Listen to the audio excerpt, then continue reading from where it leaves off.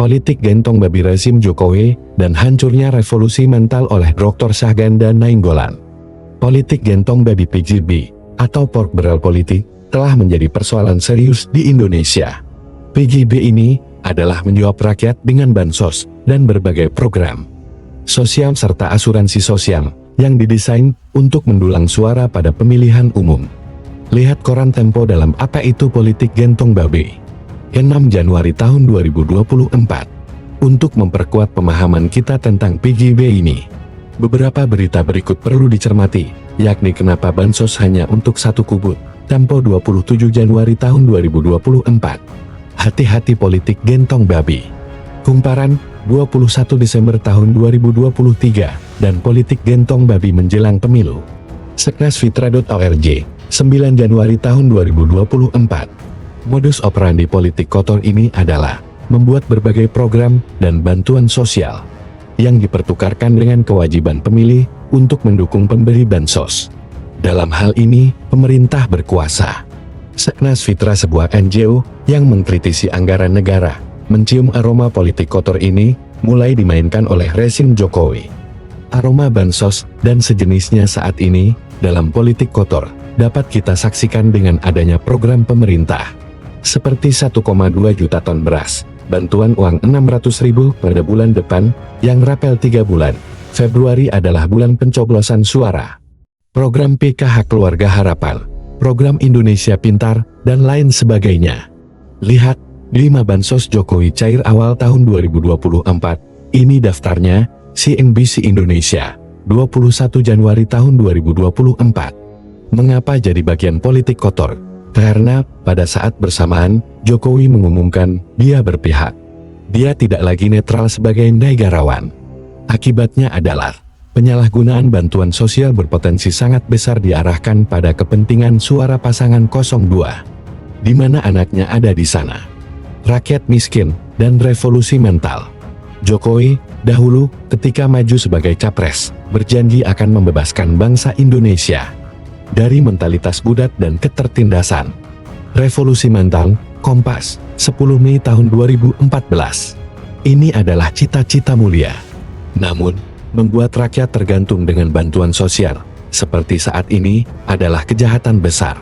Maruf Amin, Wakil Presiden, mengatakan hal itu adalah praktek-praktek melanggengkan kemiskinan. Ketergantungan itu akan semakin jahat jika pemerintah memanipulasi image bahwa bantuan itu adalah tanda pertolongan presiden kepada rakyat susah.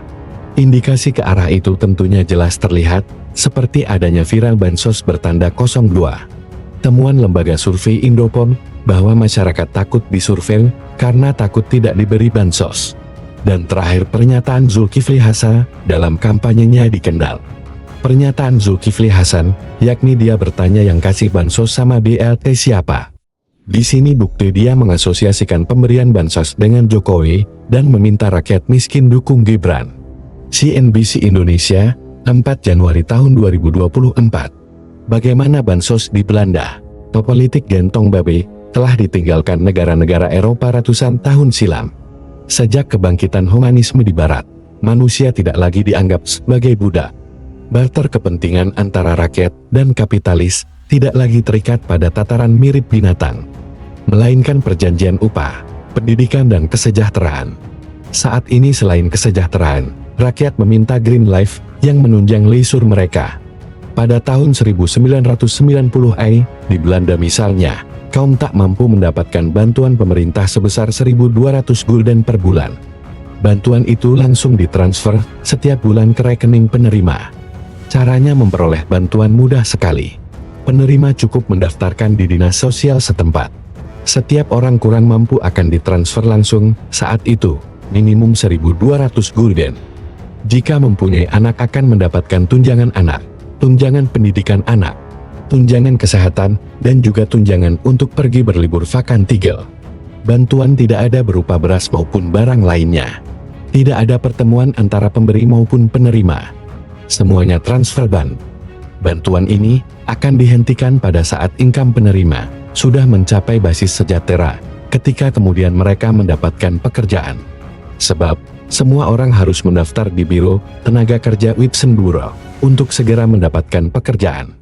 Selain itu, setiap orang harus terdaftar di Dinas Pajak dan Dinas Sosial. Karena setiap pekerjaan nantinya dianggap sebagai pembayar pajak taxpayer, yang menunjukkan dia sebagai stakeholder dalam bernegara. Dalam mencari kerja, juga tidak perlu mengemis-ngemis atau tidak butuh ordal. Karena sistem supply demand tenaga kerja direncanakan secara sistematis oleh negara. Terakhir yang perlu dicatat adalah, setiap pekerja mempunyai hak-hak yang sama tinggi dengan pemberi kerja. Penerima bantuan sosial tidak perlu membalas budi kepada pemerintah yang berkuasa. Tugas presiden hanya menjadi penyalur saja, tidak lebih.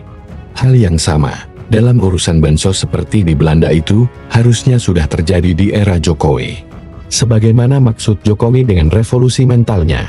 Di Barat, sejak welfare state diterapkan secara luas. Sebagaimana diinginkan proklamator Muhammad Hatta, kemiskinan bukan pula dijadikan komoditas politik. Pemerintah hanyalah alat untuk menjalankan fungsi negara, yakni melindungi rakyatnya.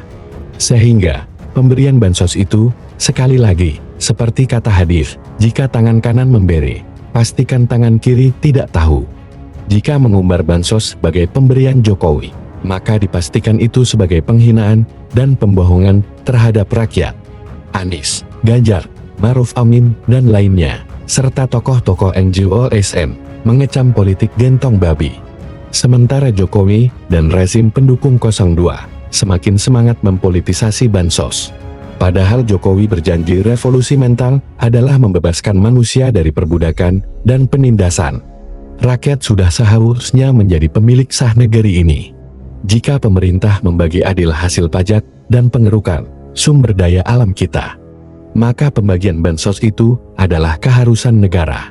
Di era Anies dan Muhaimin ke depan, maka pelayanan bansos akan disempurnakan menjadi bansos plus. Artinya negara hanya menjadi pelayan terbaik bagi rakyat penerima bansos. Istilah bansos juga sebaiknya dirubah namanya menjadi, seperti di Belanda, tunjangan sosial, tunjangan pendidikan, tunjangan kesehatan, tunjangan liburan dan lainnya, bukan bantuan. Jika politik gentong babi terus berjalan, saatnya bagi segenap rakyat melawan. Ambil bansosnya, jangan pilih Prabowo Gibran.